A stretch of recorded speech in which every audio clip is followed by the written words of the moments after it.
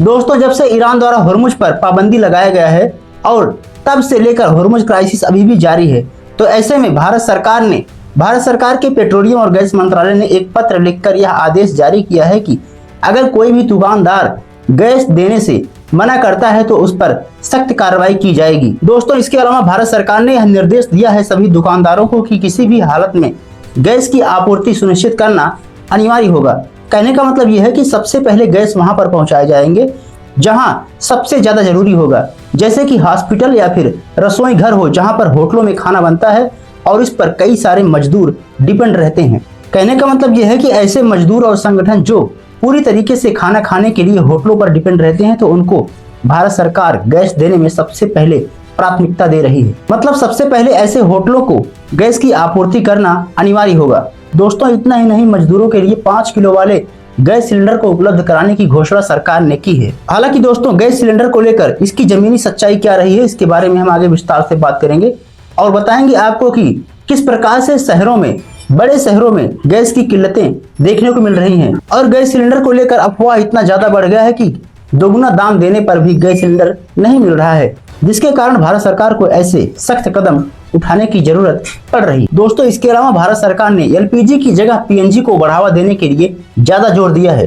दोस्तों, इसके बारे में हम आगे विस्तार से बात करेंगे कि आखिर एलपीजी, एलएनजी और पीएनजी में क्या अंतर है और सबसे ज्यादा पीएनजी क्यों सुरक्षित मानी जाती है। दोस्तों, इतना ही नहीं, भारत सरकार ने यह ऐलान किया है कि जहां पर लंगर लगाए जाते हैं या फिर एनजीओ काम करते हैं, तो वहां पर गैस की सुविधा कराना पहले ही अनिवार्य होगा। तो इसका सबसे बड़ा कारण यह है कि ऐसी जगह पर खाना खाने के लिए हजारों लोग वहां पर डिपेंड होते हैं। दोस्तों, इसके अलावा भारत सरकार ने मजदूरों के लिए यह ऐलान किया है कि मजदूरों के लिए 5 किलो वाले सिलेंडर उपलब्ध कराना अनिवार्य होगा, क्योंकि आप सभी ने देखा होगा कि गैस की किल्लतों के कारण किस प्रकार से कोविड-19 का जब दौर चल रहा था, तो उस समय बहुत ही भारी संख्या में पलायन देखने को मिला था, जिसके कारण से काफी ज्यादा संख्या में शहरों को छोड़कर गांव में पलायन तेजी से देखा गया था। और इसका असर यह देखने को मिला था कि जब कोविड-19 के दौरान सभी लोग शहरों से पलायन गांव में कर रहे थे, तो किस प्रकार से उद्योग धंधे प्रभावित हुए थे।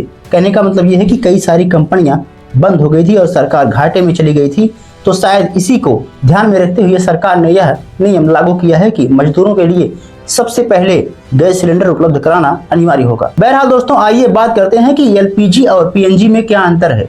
जैसा कि आप सभी ने देखा होगा कि जो आप घरेलू सिलेंडर यूज करते हैं उसे एलपीजी सिलेंडर कहा जाता है, यानी कि लिक्विफाइड पेट्रोलियम गैस। इसके अलावा पीएनजी गैस वह होता है जो पाइप के द्वारा आपके घर में, आपके रसोई घर तक सीधे आता है। कहने का मतलब यह है कि आपको इसे खरीदने के लिए बाजार नहीं जाना पड़ता है, यह पाइप के जरिए आपके रसोई घर तक पहुंचाया जाता है सरकार के द्वारा।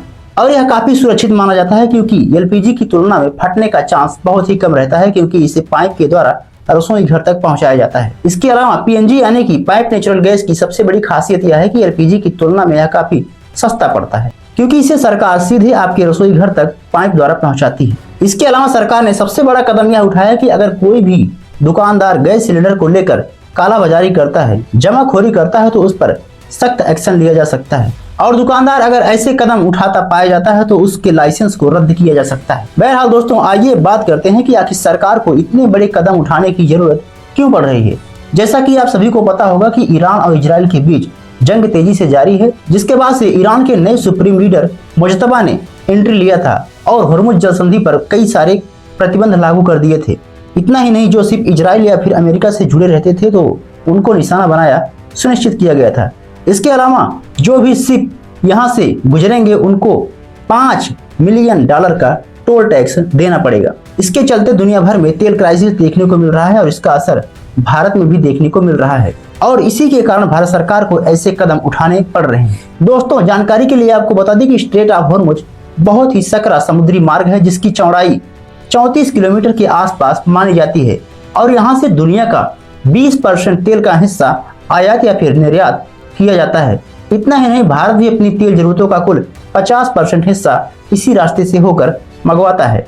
बहरहाल दोस्तों, आप क्या सोचते हैं कि भारत सरकार के द्वारा जो भी कदम उठाया गया है वह जमीनी स्तर पर लागू हो पाएगा? कमेंट बॉक्स में अपनी राय जरूर दें। मिलते हैं इसी वीडियो में, तब तक के लिए जय हिंद, जय भारत।